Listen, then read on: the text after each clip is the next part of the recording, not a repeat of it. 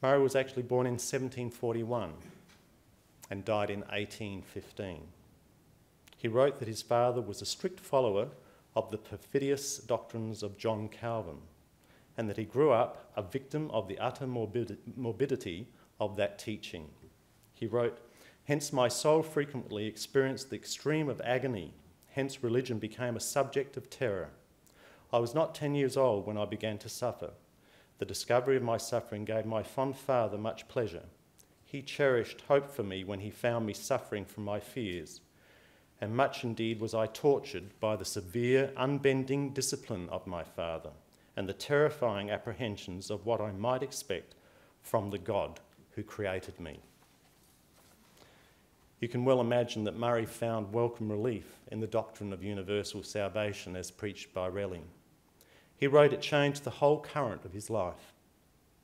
The saddening gloom of a false theology no longer ate as does a canker at the very centre of my enjoyment.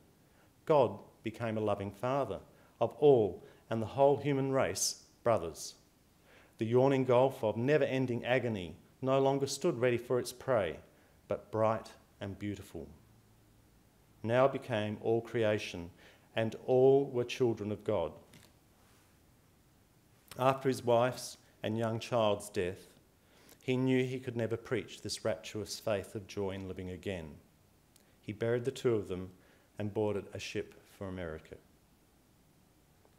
He felt unable to preach again. However, life took an unexpected turn, just as it often does for all of us.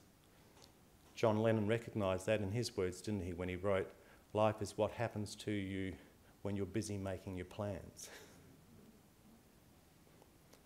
The ship that he was on, as it approached the American coast, was caught in a gale and driven ashore in a small inlet at Sandy Hook in Cranberry Inlet on the Delaware Basin of New Jersey. Here, a wealthy farmer who had read Relly's Union in Philadelphia, so the two things coming together, had built a church and hoped to find a preacher who espoused this doctrine. He met John Murray, asked him about his preaching, and urged him to preach that Sunday. Murray declined. He finally agreed, if the wind did not change and the ship was still there, come Sunday, he would try. That was Murray's first American sermon on September the 30th, 1770, at a place called Murray Grove, and is still named that. The first Universalist sermon on the American shores, leading to the establishment of the Universalist General Convention.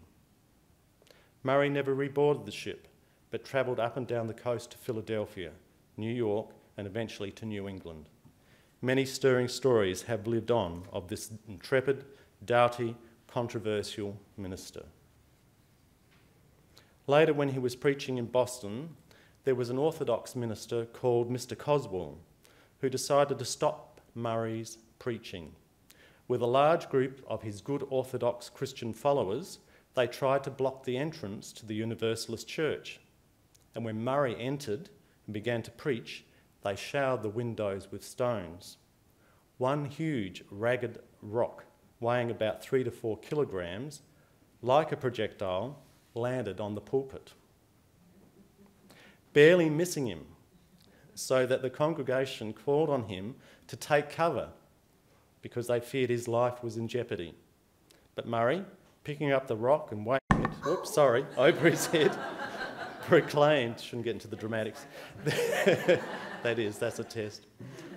"This argument is solid and weighty, but it's neither rational or convincing.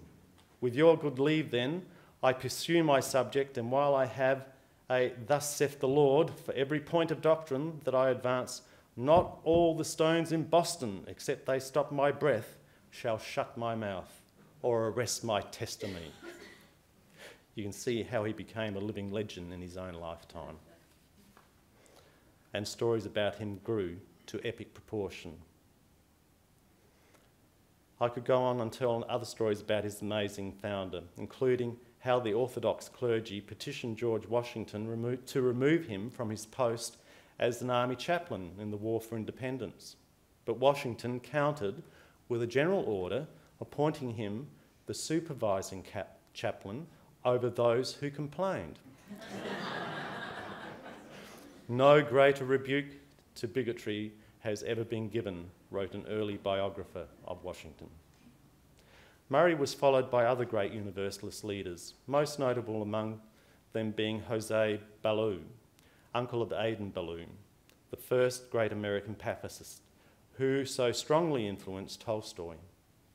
When the Unitarians, after 1825, were excluded from the establishment churches of New England, Ballou preached a sermon taking a text, "I have something against thee," in which he stated that the Universalists were already fighting the Unitarian battle in America, and the Unitarians should come and join with them rather than organising separate congregations. It took another 150 years before the two groups merged into one denomination. By then, there was no appreciable difference.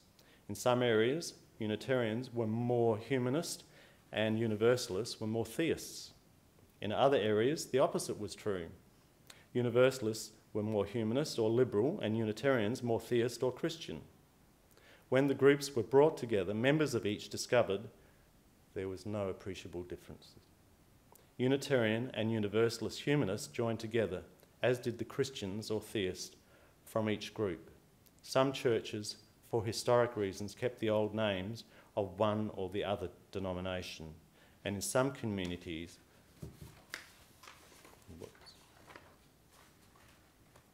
they changed their names completely.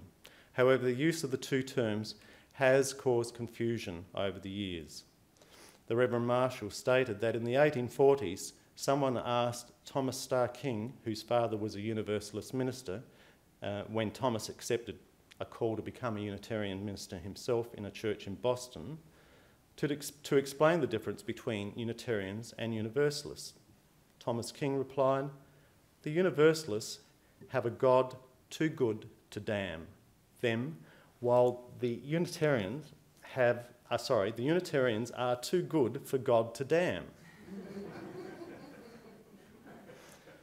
George Marshall stated, "The old theological battles are not so important with us today, as long as we remain liberal in our approach." The Universalists long ago began to translate the term universalism from salvation issues to world community. To George Marshall, the term universalism from salvation was strongly linked to world community. To him, the term universalism meant the same thing as religion, a binding together, a coming together, inclusiveness, as well as a world-encompassing faith.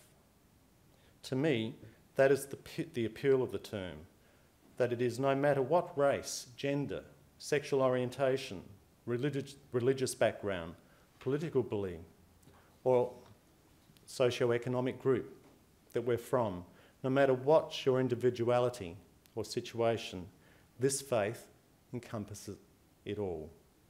Salvation, instead of being interpreted narrowly as an individual's redemption from sin, can be practiced as something much broader, and I believe more meaningful. It can be a source or cause or means of deliverance for ourselves and others from temptation, pain, and suffering. The rich history of our faith, of which Reverend George Marshall was a part, is one that has given us numerous examples of people, whether they were Unitarians, Universalists, or Unitarian Universalists, who lived and acted out their faith on a daily basis. This is our example and our heritage to follow. It also is our challenge to live our faith every day.